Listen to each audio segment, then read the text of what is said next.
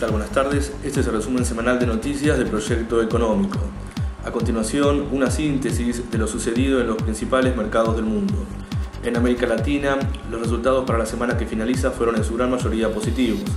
En Buenos Aires, su principal indicador, el índice Merval, cerró el viernes a 5.465,85 puntos básicos, registrando un nuevo máximo histórico en pesos, con una mejora en la semana del 4,27%.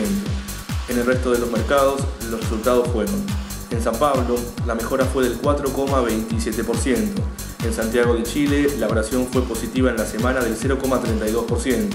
En Colombia, la mejora en la semana fue del 1,07%. Y en México, la caída fue del orden del 1,02%. En Estados Unidos, las variaciones para la semana que finaliza en sintonía con el resto del mundo fueron positivas. El índice industrial Dow Jones cerró el viernes a 15.399,65 puntos básicos, registrando en la semana una mejora del 1,62%. Por su parte, el Nasdaq 100 y el Standard & Poor's 500 registraron variaciones positivas del 4,19 y 2,99 respectivamente. En Europa, sus principales mercados registraron importantes mejoras, promediando el 1,6%. En Madrid, la variación para la semana que finaliza fue positiva del 3,55%, en Londres del 2,26%, mientras que en París, Frankfurt y Milán las mejoras fueron respectivamente del 1,83, 1,93 y 1,98%. En Asia, a excepción de Shanghái, todos sus mercados registraron en la semana que finaliza variaciones positivas. En Japón, el índice Nikkei 225 cerró el viernes a 14.561,54 puntos básicos, registrando una mejora en la semana del 1,36%. En Hong Kong, la mejora en la semana fue del 1,63% y en Corea del Sur del 1,20%. Por su parte, Shanghái cerró la semana con una caída del 1,69%.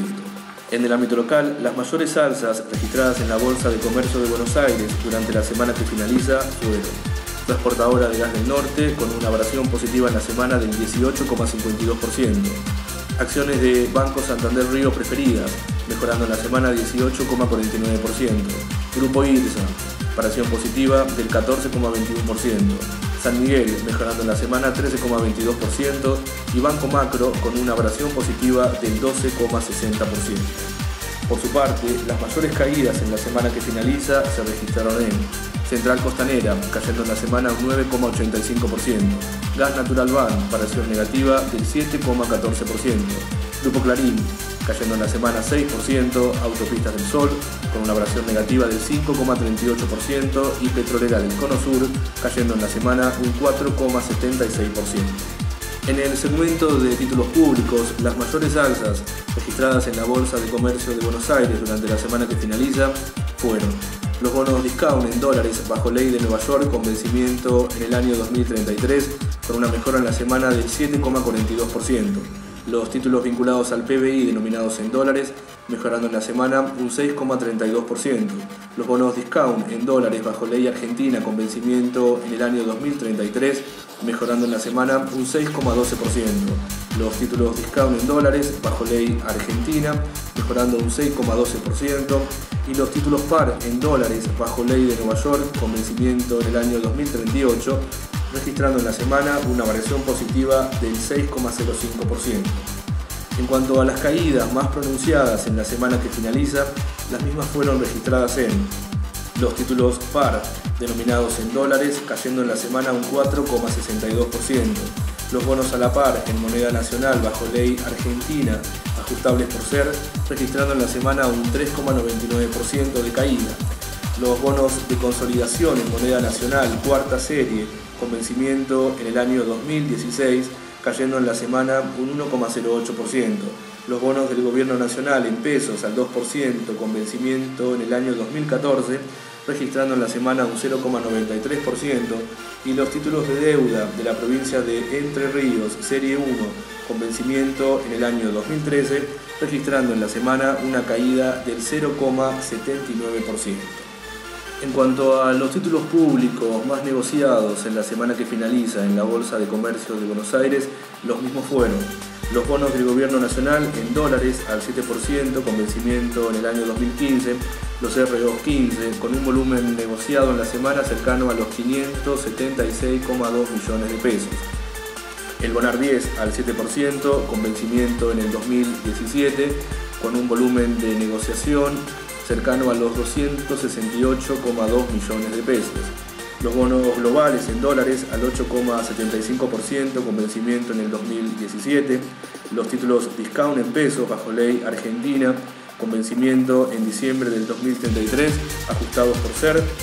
Y los títulos vinculados al PBI en pesos con un volumen cercano a los 40,9 millones de pesos. En el mercado de divisas, el dólar oficial cerró el viernes a 5,852 pesos por dólar, con una apreciación del 0,34%. El real a 2,689, el euro a 8,008 y el yen a 5,98 pesos por lámina de cada 100 billetes. En cuanto a las noticias relevantes en la semana que finaliza, en el ámbito bursátil, el índice Merval registró este viernes un nuevo máximo histórico en pesos, alcanzando los 5.465,85 puntos básicos. En el ámbito nacional, según los últimos informes de la Cámara de Comercio del Automotor y de la Asociación de Concesionarios Automotores de la República Argentina, en septiembre se vendieron casi 500 autos cada 24 horas, alcanzando las 164.731 unidades usadas y 82.333 recién salidas de fábrica. El Banco Central y el Ministerio de Economía analizan alternativas para fortalecer el stock de reservas. En ese sentido, mediante un acuerdo con el Banco Popular de China, el Banco Central de nuestro país podrá sumar a las reservas la suma de 10.000 millones de dólares de creerlo necesario. En el frente comercial, el gobierno también está trabajando con las empresas cerealeras y los bancos para encontrar mecanismos que faciliten la liquidación de las exportaciones. El gobierno de nuestro país pagó este jueves otro vencimiento significativo de deuda. Se trata de los intereses del Bonar 10, que demandó 224 millones de dólares. Si bien el dinero sale en su totalidad de las reservas del Banco Central, la caída no será tan significativa, ya que una parte considerable de este bono está en manos de tenedores locales y del ANSES, por lo que los fondos permanecen dentro del sistema financiero. En el ámbito internacional, el Congreso de Estados Unidos elevó el límite de la deuda del país hasta el 7 de febrero, luego de que las dos cámaras adoptaran un texto que aleja momentáneamente el riesgo de un default y permite la reapertura del gobierno. Según la calificadora Standard & Poor's, el cierre parcial del gobierno de Estados Unidos demandó la suma de 24.000 millones de dólares a la economía del país y repercutirá significativamente en el crecimiento del PBI en el cuarto trimestre del año en curso. Finalizamos así este resumen semanal de noticias bursátiles. Agradecemos el suministro de datos a 5 Ruedas y los invitamos a visitar para más información nuestro sitio web www.proyectoeconómico.com. Soy Alejandro Torres, hasta la próxima semana.